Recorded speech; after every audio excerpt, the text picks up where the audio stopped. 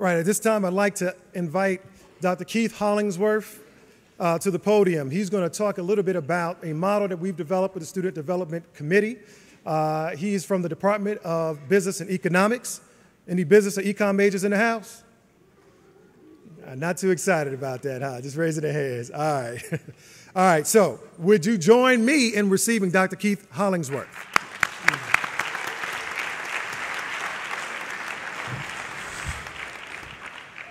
Good morning, gentlemen. How are you doing? Great. I know my business guys better be cheering for me since I'm the chair. I may have to do some audits. Okay, let's get it right. Okay, gentlemen, we have worked this summer with a student development committee that consisted of faculty, staff, students, and alumni. Now, Morehouse has always believed that there is more to coming to Morehouse and more in the development of Morehouse than just what's in the classroom. Now, make no mistake, the classroom's important. You can't be a doctor if you don't understand basic biology. You really can't be a businessman if you don't know the difference between a debit and a credit and so forth. The classroom's very important, but there's more to being a Morehouse man than just what's in the classroom. Right? We have always worked to develop students outside the classroom, and we're not changing that. What we're trying to do is become a little bit more intentional about it.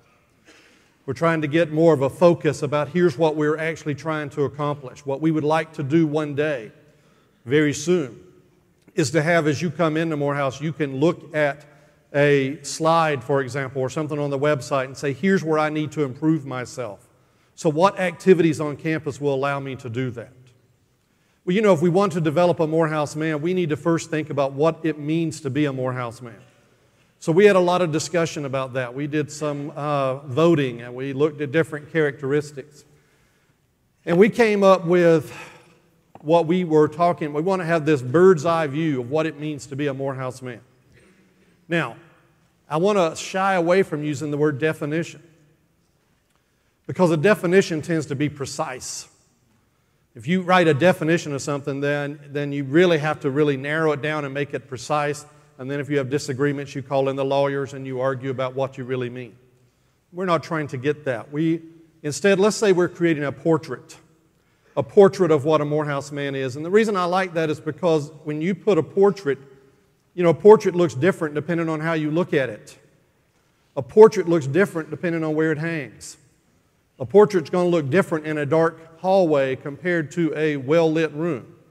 A portrait's going to look different depending on where you're looking at it from, your perspective. Because, brothers, we don't want necessarily, young men, carbon copy Morehouse men. You're not supposed to all look exactly the same. There should be variations. There should be nuances. But here's one thing about a portrait. It doesn't matter where you hang it. You can always recognize what the subject is.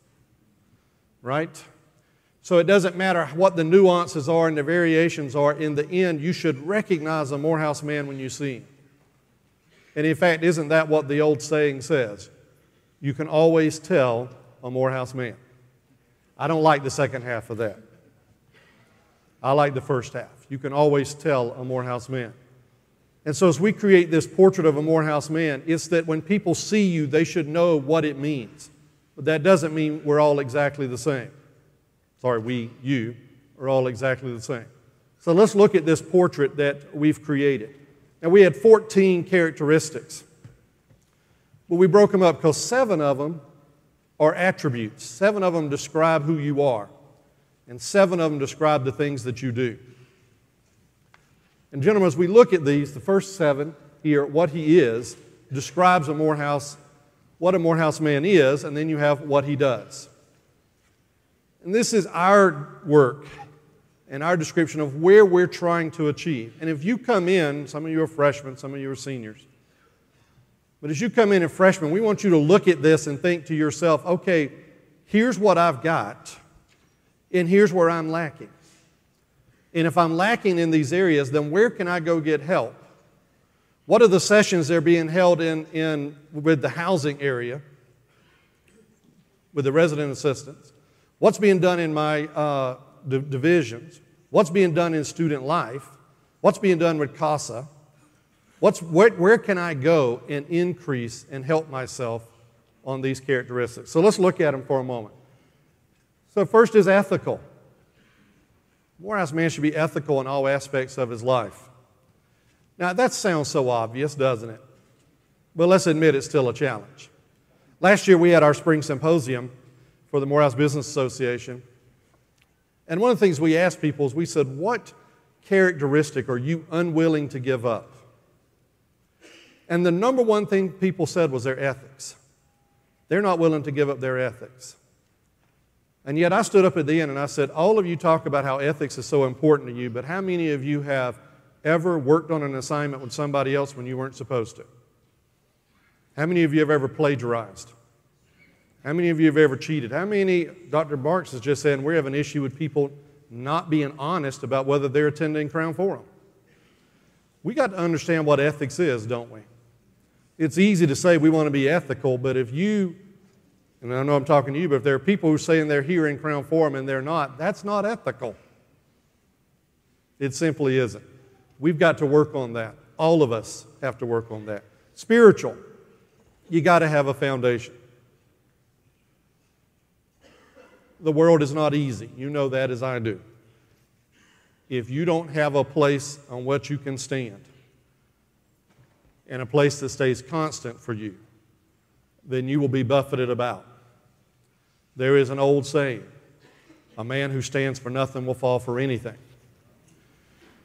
There has to be that core and that foundation. Okay? And that comes from spirituality. Confident. One of the things we did is we went through the process. We talked about what a Morehouse man should be, and then we said, where do we think Morehouse men are doing well? Well, you may find this strange, but we said Morehouse men should be confident, but it was the highest thing we said most Morehouse men already have. Y'all have the confidence. That's why we inserted that little word right there, realistic. Because sometimes you're confident about things you shouldn't be confident about. You don't know as much as what you should. An intelligent person knows what he doesn't know. A mature man knows what he's not good at doing. So confidence is being realistic. There are things that I know I do very well. I think I teach well. My students should agree, at least in public. I tell you some things I don't do well. I can't negotiate worth a darn. I was not very good as a real estate agent. I don't like negotiating. I go to flea markets and bargain, I get ripped off. That's my weakness. So I hire other people to do that for me. You have to know what you can do and what you can't do and have the confidence in that. Accountable. We have to be responsible to each other. We represent this school. Gentlemen, I'm talking to you here about being a Morehouse man, but I would say personally, I believe the faculty should live up to this too. I certainly believe that for myself. I don't leave this school that I don't represent Morehouse College. I've been here for 20 years, as long as most of you have been alive. I represent this school every time I step off the campus. I may not look like a Morehouse man, but I carry that title with me that I am a Morehouse faculty member. We all have to be accountable for what we do. Respectful. We have to be respectful of the women that are in our lives. We have to be respectful of ourselves. And that means how you treat your body. We have to be respectful of people that disagree with us. You know, it's sad in today's culture, it's hard to even be civil with people who have different opinions than us. I'll be honest, over the last couple of years with the politics and everything, I've deleted some Facebook friends because I'm tired of listening to them. I don't know that says a lot about me, though. How do we be respectful with people that disagree with us? Comfortable with your identity. Many of you came here for partially this reason. To grow comfortable with your identity as a man, as a young black man. Some of you come find out what it's like to be a young white man. I've learned more about my whiteness being in a black school. And laugh if you want to. I grew up in a small southern town. I didn't recognize some of the privileges I had until I worked with students who I realized were denied. So I have a far better sense of my identity now, what it means to be a white southern male, than I did before I started here. You are trying to be comfortable. You have to learn who you are. So it doesn't matter, black man, black, male, East Coast, West Coast, dirty South, doesn't matter. Straight, gay, doesn't matter. Be comfortable, accept who you are. College was one of the best times of my life at being comfortable with who I am. Gentlemen, there are times that I envy you, your youth. I envy your potential. I envy your youth. I envy your energy. I envy when I weighed 100 pounds less.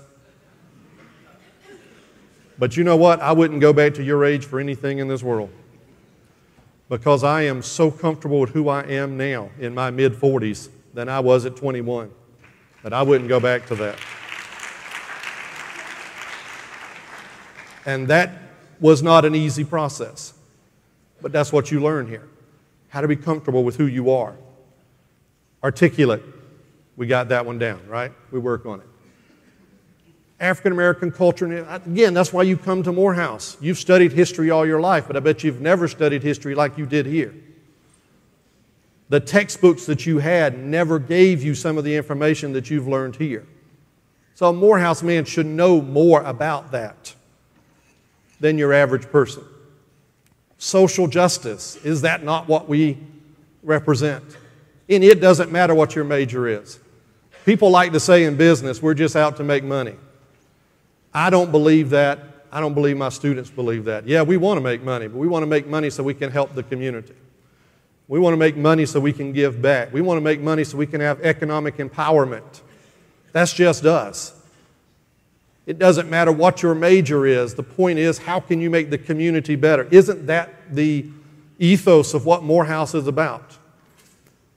I am so impressed, young men, with you and the community service that you do.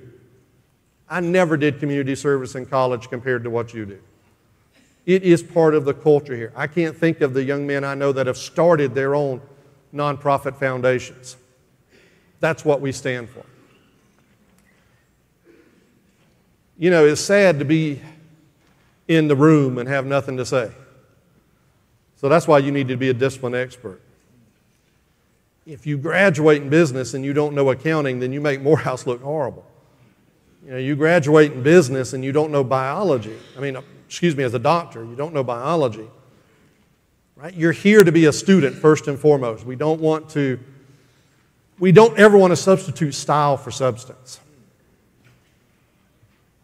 If you don't know what you're talking about, people will find out very quickly. And I don't care how nice your bow tie is. If you don't know what you're talking about, somebody's going to notice. Because somebody does know what they're talking about. Pursues knowledge and truth. This is intellectually curious. Don't you love to learn more? It doesn't end with college. I still love to learn more. I'm the type of guy that will sit and read the back of the cereal box while I'm eating breakfast. I don't care. I want to learn something. Physical and mental health. We're holistic. Right? When you get 40, I don't want you to look like me. Of course, you'll never be white. I ain't trying to do that. But you don't need to be overweight. I am. I'm not doing a good job at it. Some of my students fuss at me.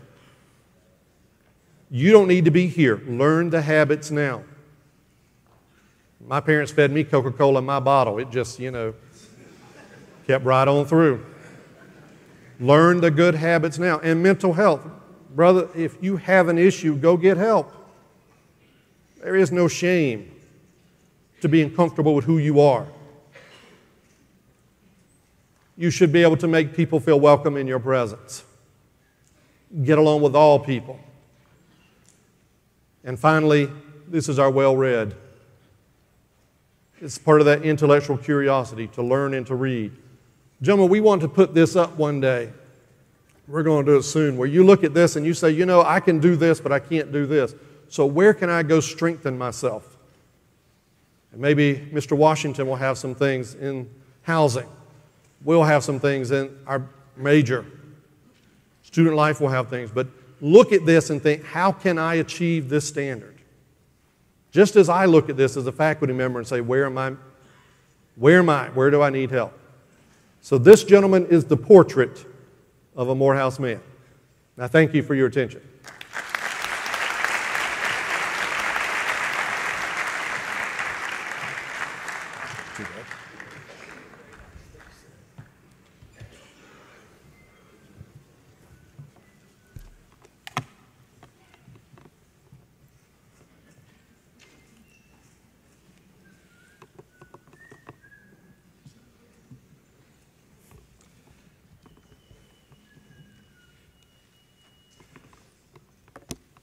Thank you, Dr. Hollingsworth. So now I want to switch gears a little bit. If we could cut down the whistling. And brothers, we just told you what a Morehouse man was. Part of what this process is iron sharpens iron. So if you come here for the brotherhood, which we want you to come here for, and the man next to you is whistling during Crown Forum, you might want to nudge him. All right? Inappropriate, brothers. Okay? So, priority matrix. And so there's a book that's out. Let me see this. There's a book that's out. How many of you have heard of the book, The 7 Habits of Highly Effective People? Stephen Covey. All right? As a man developing that is a classic, I would highly advise you to purchase it if you can.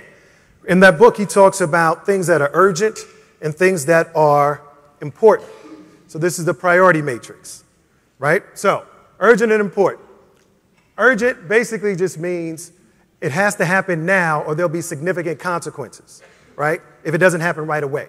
Important is the degree of those consequences. So urgent and important.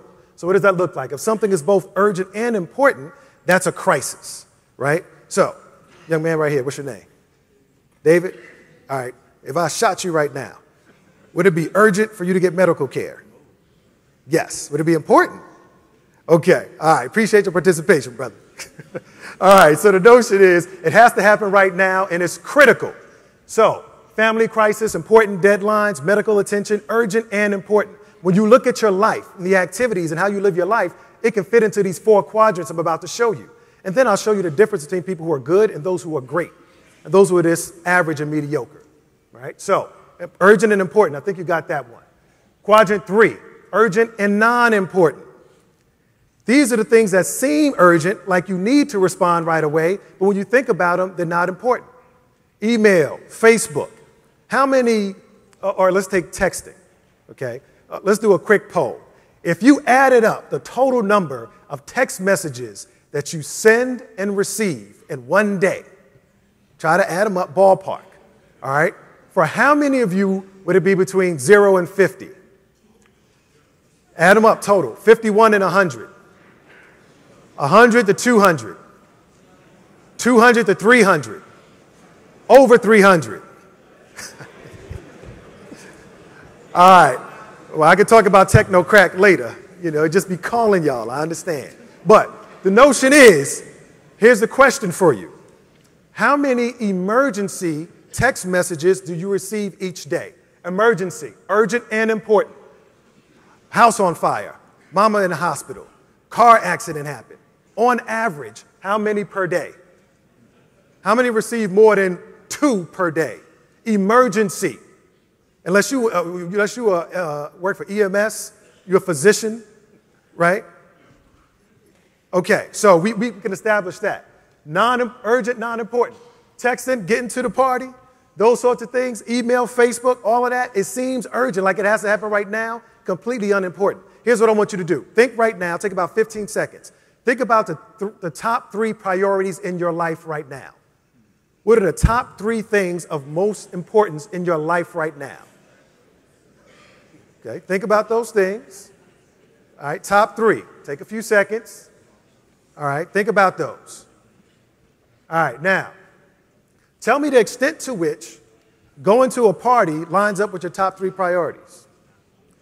The extent to which being on email or Facebook for frivolousness, right, not for work-related stuff, lines up with your priorities. So you have to look at how you spend your time and then look at how your priorities line up. Now, quadrant 4. This is the quadrant of death. This is the sluggard, slovenly, just wasted human existence quadrant. Don't be the quadrant 4 dude, right? You like, oh no, quadrant 4 is cool. I live in quadrant 4. Exactly. Exactly. And that's part of the problem from some brothers. Living in quadrant 4. Now, hold on. I went to Morehouse. Oh, brothers, let's bring it down. I know I went to Morehouse. I had a great time. A great time. I pledged. I did all sorts of things. All right? But here's what you do. Talk to some Morehouse grad 10 or more years out and say, if you could do your Morehouse experience over again, what would you do differently? And we have the data. And what they say pretty consistently is party less and study more. Right? Party less, study more, consistently. So here's the deal. Think about your priorities. Non-informative TV, what does that look like? That's, the Love and Basketball Marathon. That's 3 hours of Family Guy. That's the college games on Saturday and 3 NFL games on Sunday, right? How is that bringing you closer? Think about your goals. Think about your own goals, your priorities. All right, unless you want to be a football analyst, if you watch, I watch all the games and I watch Sports Center. And how are you any closer to anything significant in your life, right? If you're looking at this, sex, right? What's going to happen, right? It's non-urgent and non-important. What happens if you don't have sex this week or this month? Nothing. That's what happens. Nothing. You don't turn colors. You don't explode. You don't turn on fire. Nothing happens to you, right? Now here's the deal. Now, you might experience in a minute what I call cognitive dissonance for my psych majors. Bring it down. Bring it down, brothers, okay? Cognitive dissonance is when you have two thoughts that are inconsistent with each other or a thought and behavior that are inconsistent with each other. So the notion is, oh yeah, sex is AU Center, got to have sex. Okay, now if I polled you all and I know the data, how many of you all consider yourself Christian or people of faith? Right? So, I'm Christian. On one hand, the book says premarital sex is a sin. But no, not really. That doesn't really count. It's all good. But, right. See, here, hold on, here you go. Here is the mark of manhood. This is a mark of manhood. Hold on, fellas. You want to be men? Fellas. As a man, if you have priorities and you have a belief system and you have a faith, the man that differs from the boy can have a priority, a righteous principle, and govern himself in line with that principle. The boy is distracted, right? So here's the deal. I taught a class. It was African American male identity and spirituality. We're sitting around, we're talking about sexual activity in the AU Center, right? And the brothers, oh yeah, it's like this, it's like that. And one student says, well, I don't know. I've never had sex before. The other 9 brothers like, what? Man, what's wrong with you? Laughing and cackling, right? He said, because I'm a Christian. The response amongst the 9 was, what's wrong with you? The response should have been, well, what's right with you? How are you able, in this cesspool of fluids that are flapping around, we call the AU Center, able to maintain yourself and stick to a principle within which you believe? How about that? Part of what happens is we're so functional in our dysfunction that it seems normative. The dysfunction is the norm.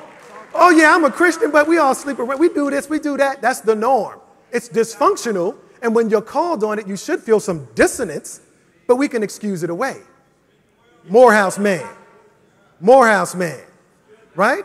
So what are your priorities? If you're the Halo champion, oh, we're going to have a tournament, right? I'm the Halo champion. Oh, yeah, beat everybody in the tournament. Now what? How is your life any better? How are you closer to your priorities? And tell me if you feel me on this. Now, I'm not judging because I've been you. I've been distracted by these things. I feel you. I want you to be better than me, right? And I turned out okay, I believe. But here we go. Let's say you got an exam on Friday. And upperclassmen, feel me on this. You have a test on Friday, right? Monday night, I should study. Brothers come in. Let's have this tournament. We playing video games. You play video games. Now I study tomorrow night. Tuesday night, right? I should study. Phone call. Can I come over? Oh, yeah, that's cool. I'm going to study tomorrow night. All right, you know. All right. Wednesday night.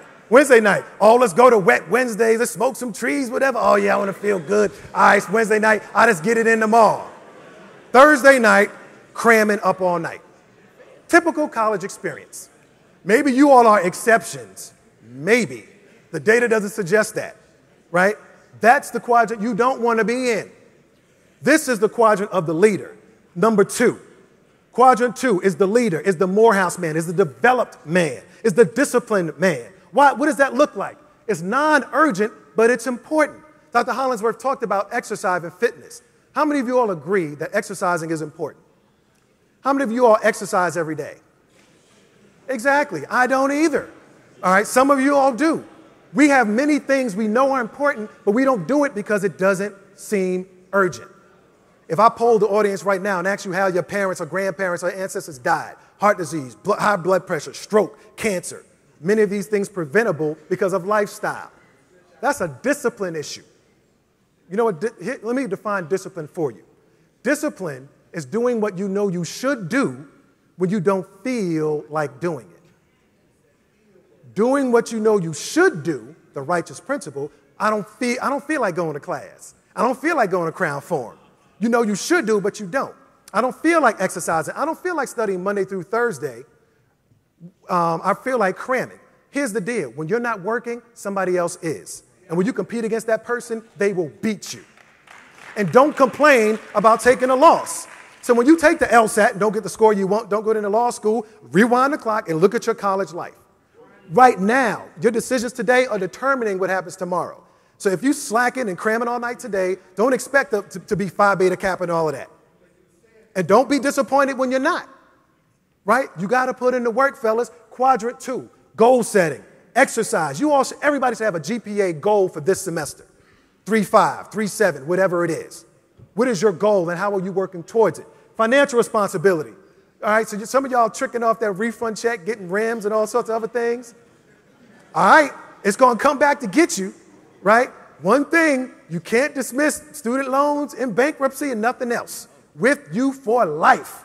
So you enjoying it now, trust me, be financially responsible. Actually, your goal should be to leave Morehouse with a 700 credit score. And it's possible. And I can teach you how to do it. All right? So, self-improvement. What are you working on? There's a difference between change and development. Change and development. All right, so right now you got on a blue sweatshirt. If he comes in tomorrow, he has on a white sweatshirt. He's changed his sweatshirt. That's not development. Development is, I took quiz number 1, I got a C. I went to the professor and said, what do I need to perform better? I read more, I studied more. Next quiz, I got a B. Next quiz, I got an A. That's progression. Development is progression toward a higher state of existence. Change is just different. We need you all to develop and put in the work that it takes in order to develop. So self-improvement. Here's an example for you. Here's a little quick willpower discipline thing. How many of you all know someone, one of your friends, says the N-word? If you have a friend that says the N-word. Right. So you're basically telling on yourself because you all are friends. So basically most of y'all say the N-word. Okay, so let's do this. How about you try to go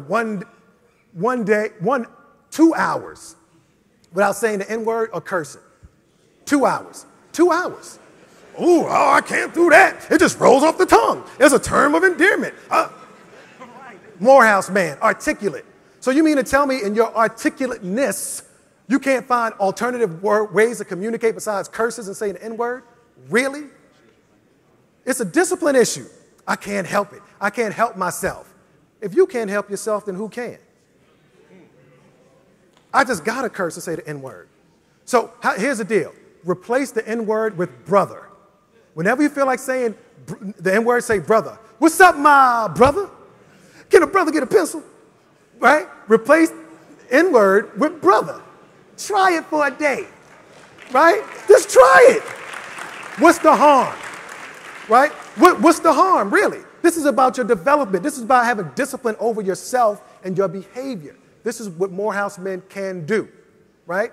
Treating your body well and so forth. So quadrant 2, that's where we want you to be. What you need to do when you make any decision, should I go out? Should I do this? Should I do that? Think about your top 3 priorities. Think about the quadrant within which your choices fall. I could study because I want to graduate, right? I'm not going to graduate tomorrow. It's not urgent, but I know I'm going to graduate in May or a few years later. So I need to sort of think with the long term in mind, or I can feel good now. That's what you call hedonism, right? Satisfying the bodily pleasures now. We don't want that for you, especially freshmen with half these seats empty. And we're going to address that. There's going to be some consequences and repercussions. Tell your friends, right? But the notion is we need you all to develop this early. And upperclassmen, we need you to be examples. You know what freshmen have told me? And I got to wrap up. What freshmen have told me is that they go through NSO, and you all have had this experience, right? Freshman week, things go well. We put a crown over your head. We want you to grow tall enough to wear all of that. Can you nudge him, please? All right, we put the crown over your head. We want you to grow tall enough to wear. Pause. What's the difference between going asleep and falling asleep?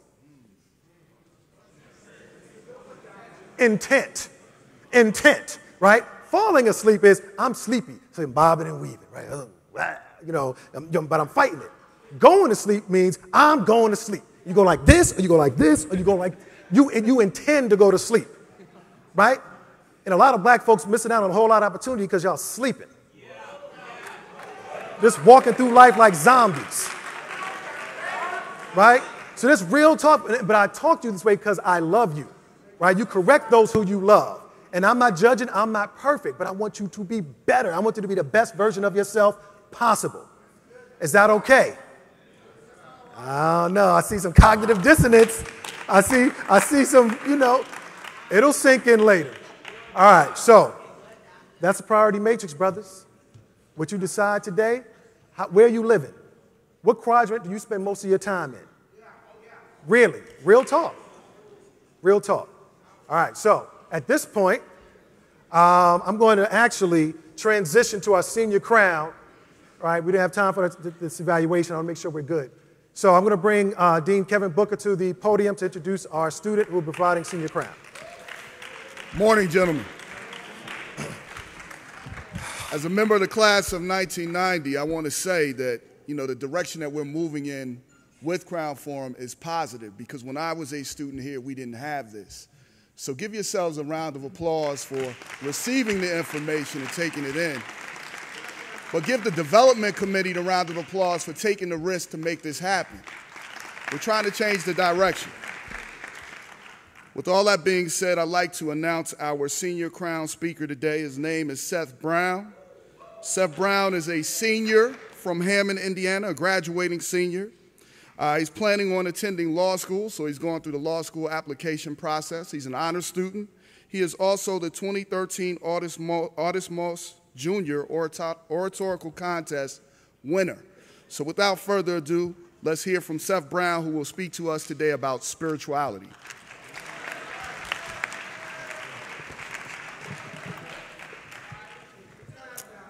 My name is Seth Brown, as it already has been announced, and I'm here to talk to you a little bit about spirituality. Can I have a couple listening ears? All right. Well, it was said to me once that the distance between my problem and its solution was the same distance between my knees and the floor, because the prayer of a righteous man availeth much. But what happens when the faith of what could happen seems so far, but the actuality of what is happening seems so close? My brothers, listen to me carefully. Spirituality is not a denial of reality, but it is a refusal to accept it. Therefore, we can say that the spiritual life does not remove us from this world, but the spiritual life draws us deeper into it. Therefore, we can say that spirituality is a lived experience. Or in other words, you won't understand it unless you've been through something. And so because if a thing does not challenge you, it will not change you. And that is why spirituality is much of a challenge. Because in our spiritual realm of life, we are constantly being met by challenges. Challenges to make the rent. Challenges to maintain relationships with friends. Challenges to do right even when you're in the midst of wrong. Challenge to make sure that you do the best you can with what you have, where you at. Challenge. Somebody holler at me, challenge. But challenge brings change, and change can progress into development. And if you will allow your spirituality to be that impetus for the change, then that change can be a reality in your life. But in order for one to develop spiritually, one does not have to participate in religious rituals or pious practices. Neither does one have to solitarily sojourn to a sacred space and engage in energized self-examination. Neither does one have to take a vow of poverty or become a holy hermit. Neither does one have to pray to shrines or pass from life into death, because spirituality has nothing to do with any of that. In fact, spirituality is the battlefield upon which your faith is tried and tested. And so I say to you all that through the doors of this international headquarters of hope, historically and even on this afternoon, have sauntered some of the most spiritual people that this world has ever witnessed. Spiritual people such as praying parents, persistent grandparents, profound professors, and persistent pupils, all who are under immense amounts of pressure of whether or not you are being left in a safe space, and one that will smoothly transition you from boyhood to manhood. Somebody holler pressure. Pressure of whether or not you're going to make the grade for this semester to meet your GPA goal. Pressure. Pressure of turning in that paper when you want to party. Pressure. Pressure of doing right even when the influence is so great to participate in wrong. Pressure of living up to the promises and the expectations that you left before you left home with your parents and that you're trying to fulfill in your tenure and time at Morehouse. Pressure. Pressure of trying to recover your financial aid when scholarships have been discontinued and grants have been canceled and the office has been closed. Somebody holler at me. Pressure. That's it. That's the feeling. I know some pressure people in this room. There's some people who are sweating bullets in their seat because this semester is going to be the forecast of the rest of their Morehouse career. I know somebody is sitting in here under pressure, twiddling your thumbs, biting your nails, wiping the sweat off your brow, squeezing your neighbor's hand for encouragement. Somebody holler at me. Pressure. That's it. But there is a positive pressure. The pressure that produces a diamond. That same pressure that produces personal perfection. The pressure that passes the blood through your veins. The pressure that elevates planes. I'm talking about the pressure that produces a real, recognizable, and attainable purpose. The pressure that will frustrate you into your future. The pressure that will cause you to do something great so that people won't just see you, but they will hear about you before you show up. Oh, I'm talking about pressure of living an authentic life. I'm talking about the pressure of living a fulfilled life. I'm talking about the pressure of being better than nobody but the man you were yesterday. My brothers, I can feel the pressure. I can feel the pain, but pain produces progress because without struggle, there is no progress. And so, my brothers, to you, I want you to know that it also has been said to me that man is born free, yet everywhere he is found in chains. But somewhere I read that where the Spirit of the Lord is, there is liberty. And spirituality, my young brothers, can be a liberating force. Liberation from your dark and gloomy past. Liberation from the opinions of people. Liberation from your mistakes and the mindset of mediocrity. Liberation from the faults of others that came before you that put you in the position that you have to thrive in a system that is inherently corrupt. Oh, I'm talking about the same type of pressure that makes you do well with your life if you want to tell somebody else your story. I'm talking about the time that it takes to develop from a man, a mere boy, into a man. And so what I want you to know is that spirituality can do this for you. It can be your liberation. So the question this morning is will you allow the frequency of your faith to fight the fear of your future on this battlefield of fate? My next question is, will you stretch your faith in order to be fitted for your success? And my last question to you is, will you allow your spirituality to convert obstacles into opportunities? trials into testimonies, and tragedies into triumphs? Will you allow your spirituality to be the impetus for your development? The question lies with you as well as the answer. Thank you for your time.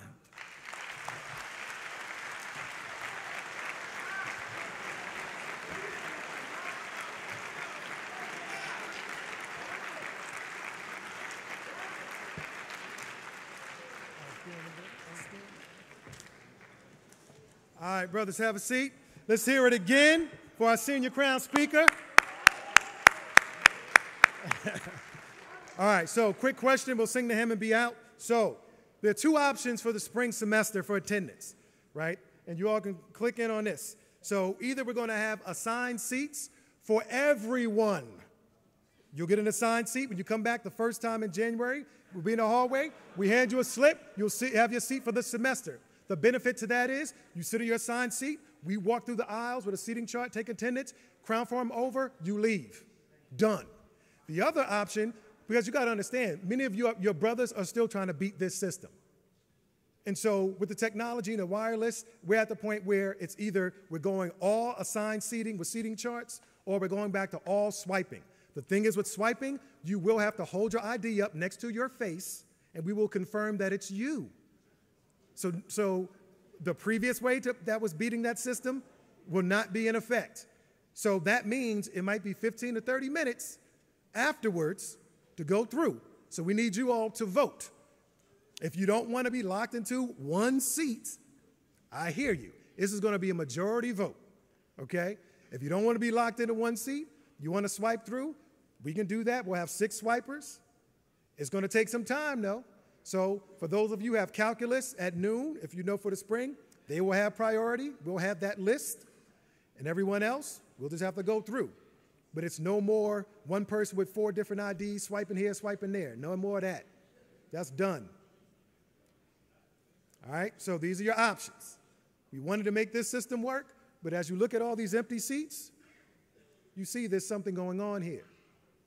And as long as this student development committee is running this, that is unacceptable. So your choice. All right, so the key word is 367. Text. Sorry, hold on. Hold on. You should be able to text the word keyword. That's what it's telling you to do. All right, so say again.